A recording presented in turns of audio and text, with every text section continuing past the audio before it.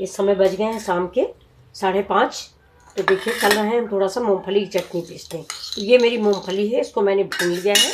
अब इसका हम छिलका निकाल लेंगे। इसको ऐसे ऐसे करके ये सारा छिलका निकल आएगा। बिल्कुल ऐसी मूंगफली ले लेंगे। और इसके बाद ये लेंगे, ये मूली है थोड़ी, और ये मेरा 1 मिर्च है, ये धनिया है, ये नमक है, ये अदरक है, और ये लहसुन है। लहसुन मेरा बहुत बड़ा था इसलिए मैंने 1 जवा लहसुन लिया है, और ये करी पत्ता है। इसकी मैं चटनी पीस दूँगी इस मूँगफली की। ये तो चलिए चटनी पीस के आपको ये देखिए, ये मेरी चटनी पीस गई है। देखिए करी पत्ता और हरी धनिया डाल दिया है ये। और इस चटनी को ज़्यादा बारीक भी नहीं करना है कि बिल्कुल बारीक आप महीन पीस लें, है ये ऐसे ही पीसनी अच्छी लगेगी। ये देखिए, तो बहुत टेस्टी चटनी बन के तैयार हुई है। अब इसमें हम एक तड़का लगा देते हैं। तो देखिए दोस्तों, तड़का लगाने जा रहे। ये देखिए मेरा तेल ये जो है ये गर्म हो रहा है। तो ये तेल जैसे ही गर्म हो जाएगा वैसे हम इसमें देखिए ये राई डालेंगे थोड़ी सी, ये करी पत्ता डालेंगे, और ये लाल मिर्च है, ये हम तोड़ देते हैं। चमचा छोटा है तो इसको हम तोड़ के 2 भागों में कर देते हैं। और ये हींग है। ये इतनी चीज़ से हम इसमें चटनी में अपनी तड़का लगा देंगे। और नमक इसमें हमने साथ में ही पीस लिया था। तो देखिए तेल हो गया है करीब करीब। अब इसमें हम इसको उठा लें, नहीं तो पूरे में जल जाएगा।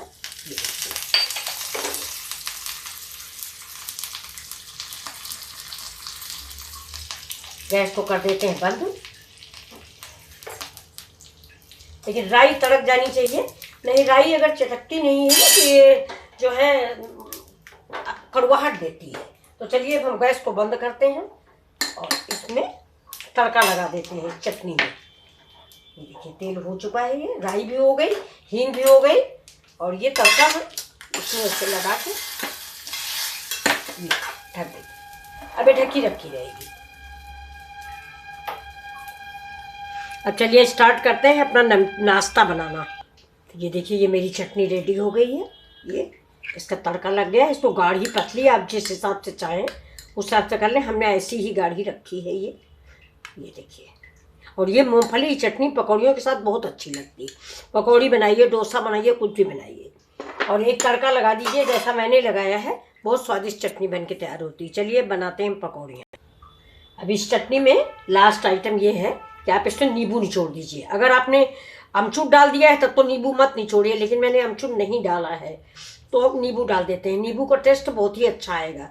नींबू डालिए, दही डालिए, कुछ भी डालिए, लेकिन मूंगफली की चटनी में नींबू बहुत अच्छा लगता है। तो ये देखिए मैंने नींबू डाल दिया है। अब इसका बीज है, ये बीज गिर गया है, मैं निकाल लेती हूँ। अब ये खट्टी मीठी तीखी मेरी मूंगफली की चटनी तड़के वाली तैयार है। ये देखिए, ये नींबू डालिए, नींबू ज़्यादा अच्छा लगता है।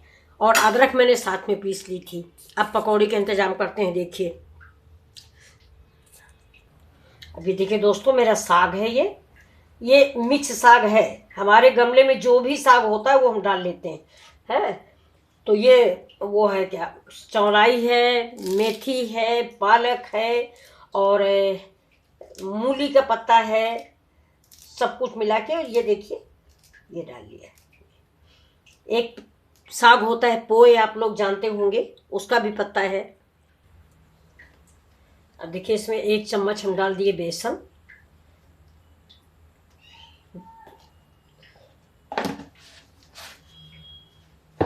अब डालेंगे इसमें हम चावल का आटा। ये घर का पिसा हुआ चावल का आटा है, 1 स्पून डालेंगे। इससे हमारी पकौड़ियाँ क्रिस्पी बनेंगी। और अब देखिए हम इसमें डालते हैं थोड़ा सा हल्दी। इसमें नीचे हमारे सारे साग पड़े हुए हैं, अब ऊपर से डाल देंगे हल्दी। हल्दी ऑप्शन है, मन हो डालें मन हो ना डालें, क्योंकि साग है, साग में हल्दी कोई ज़रूरी नहीं है।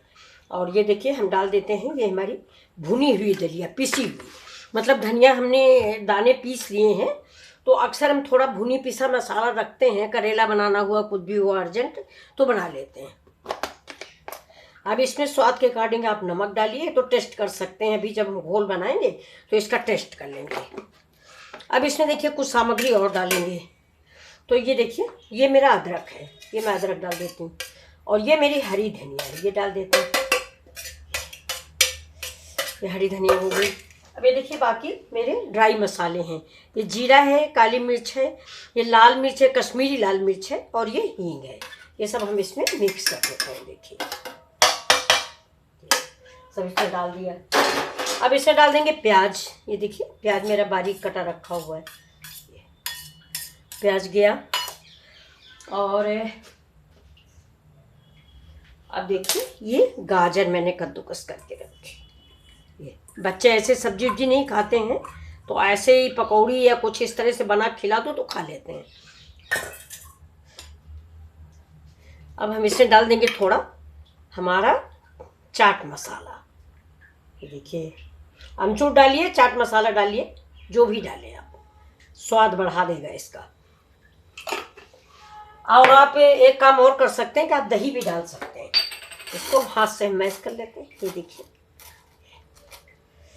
और सब्जियां हो जैसे मेरे पास है नहीं जैसे आपके पास शिमला मिर्च हो, बीन्स हो, तो वो डाल दो। लौकी रखी मेरे पास, लेकिन लौकी नहीं अच्छी लगेगी। ये देखिए अब इसको 5 मिनट के लिए हम साइड में रख देंगे, तो नमक और हल्दी वल्दी जो पड़ा है उससे पानी छूट जाएगा। हमें ज़्यादा पानी डालने की ज़रूरत नहीं पड़ेगी।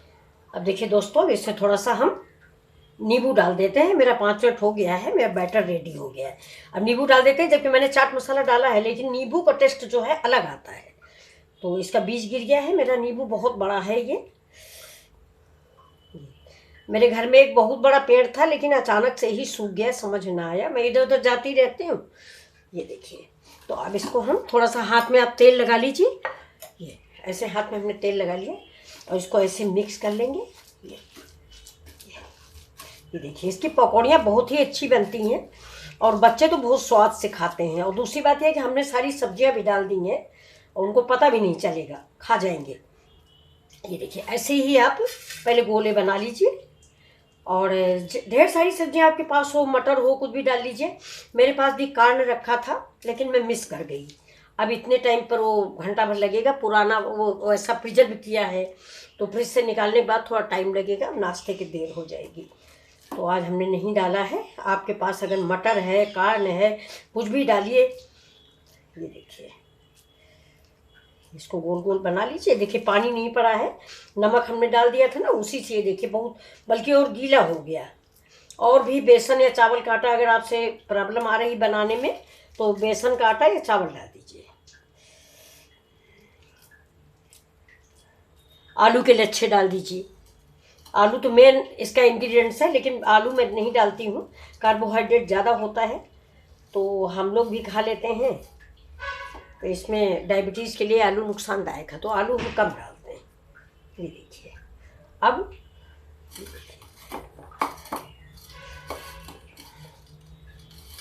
किसी में लगा देते हैं जो छोटा रह गया उसमें। अब देखिए इसे तेल तो मैंने लगा ही रखा है। अब ये देखिए इधर हम तवा गरम कर लेते हैं। ये मेरा नॉन स्टिक पैन है, इसको हमने जला दिया है।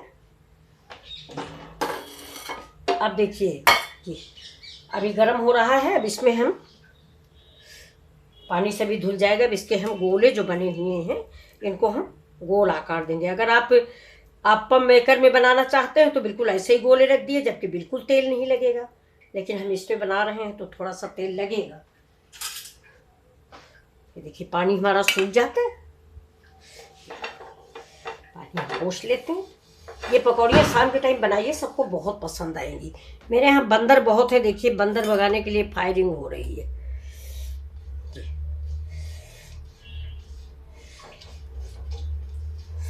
आप लोगों को मेरा वीडियो या मेरा चैनल पसंद आता है कि नहीं आता, ज़रूर बताइए। एक आध बार कमेंट करके बताइए कि अच्छा लग रहा है कि नहीं अच्छा लग रहा। उसी हिसाब से हम ये देखिए अपना काम करें। हम तो बना ही रहे हैं आप लोगों के लिए। ये देखिए देखिए ये बिल्कुल ऐसे ही ऐसे बना के ऐसे रखते जाइए। इसमें ज़्यादा तेल नहीं लगाना है, बस ऐसे ही। ये देखिए गोल शेप दीजिए। जितना पतला मोटा आप रखना चाहते हैं उतना रखिए, और इसकी सब्जी भी बन जाती है। ऐसे ही पकौड़ी बना लीजिए, खूब बढ़िया अच्छी सी ग्रेवी बनाइए है, और ग्रेवी में ये सारी पकौड़ियाँ डाल दीजिए। ग्रेवी बनाने के बाद जब सर्व करने लगे तब डालें, पहले नहीं। पहले डालेंगे तो ये पकौड़ियाँ फट जाएंगी। आपके तवे में जितनी पकौड़ियाँ हैं, मेरा तवा थोड़ा बड़ा है तो हमारे में सब आ जाएंगी। कितनी हैं? 7 हैं। देखिए बिल्कुल शुभ संख्या में बनी हुई है। अब आप लोग इस वीडियो को ज़रूर लाइक शेयर कीजिएगा।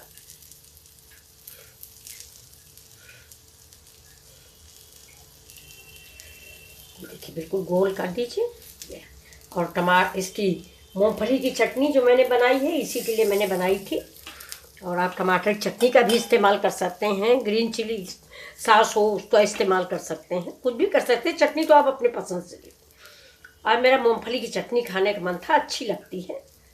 तो अभी एक तो चावल का डोसा भी बनाएंगे। ये देखिए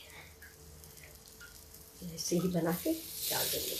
अब गैस स्लो कर देंगे, नहीं तो मेरी पकौड़ियाँ नीचे से थोड़ा बेसन और चावल का आटा है ना, तो थोड़ा धीमी आंच पे पकाएंगे, नहीं तो कच्चा रह जाएगा अंदर से, ऊपर से करारी हो जाएंगी। चावल का आटा है, अगर आपके पास चावल का आटा नहीं तो कोई प्रॉब्लम नहीं, आप सूजी लगा दीजिए।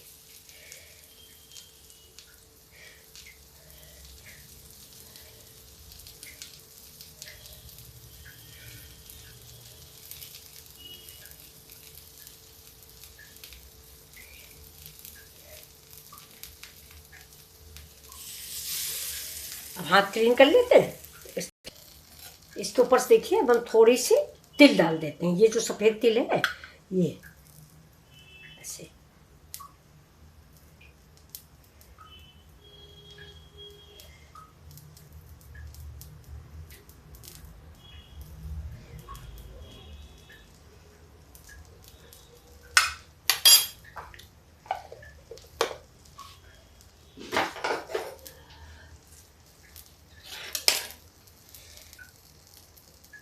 इसको चम्मच से थोड़ा सा तिल को हम दबा देते हैं।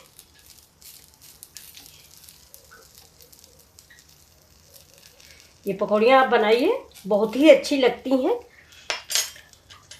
तो इसको देखिए हम धीमे से पलट देते हैं चाकू की हेल्प से।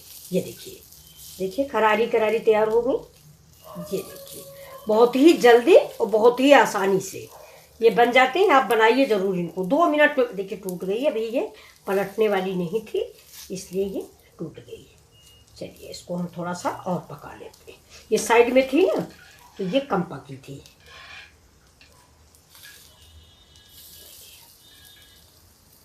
आपके यहाँ जल्दी से कोई गेस्ट आ जाता है, आप फटाक से बना लीजिए, बहुत ही अच्छी बनती हैं। ये देखिए खाने में भी तो आप ऊपर से देख रहे हैं ना, खाने में तो बहुत ही स्वादिष्ट बनती हैं ये। और अगर इनको आप चाहें तो डीप फ्राई भी कर सकते हैं, लेकिन आज के ज़माने में तेल कोई खाता नहीं ज़्यादा, और ठीक भी है, नहीं खाना चाहिए। मैं भी नहीं इसको प्रेफर करूँगी कि तेल में बनाएं। मैं तो बिल्कुल भी कोई चीज़ तेल में नहीं बनाती हूँ। ये देखिए, तो बस इससे ज़्यादा तेल हम लगाएंगे नहीं। अब इसको ऐसे ही पकाएंगे। देखिए 5 मिनट में। ये देखिए दोस्तों कितनी बढ़िया पकौड़ी बन गई हैं। ये देखिए, इनको साग की टिक्की है ये, समझ लीजिए, साग और वेजिटेबल। ये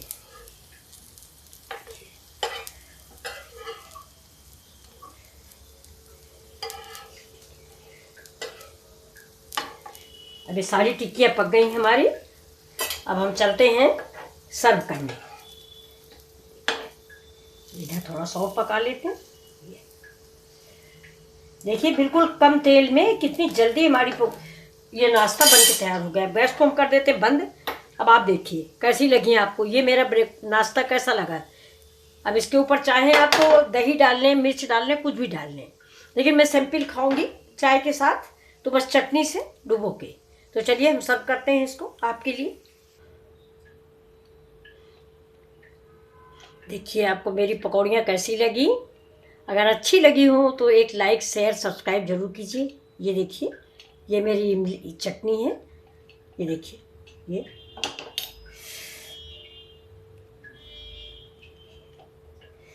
अभी गरम है, लीजिए आप भी खाइए। और मिथिला जी की दुनिया को लाइक शेयर सब्सक्राइब करें प्लीज़। Thank you. फिर मिलते हैं आपसे अगली वीडियो में। नमस्कार दोस्तों।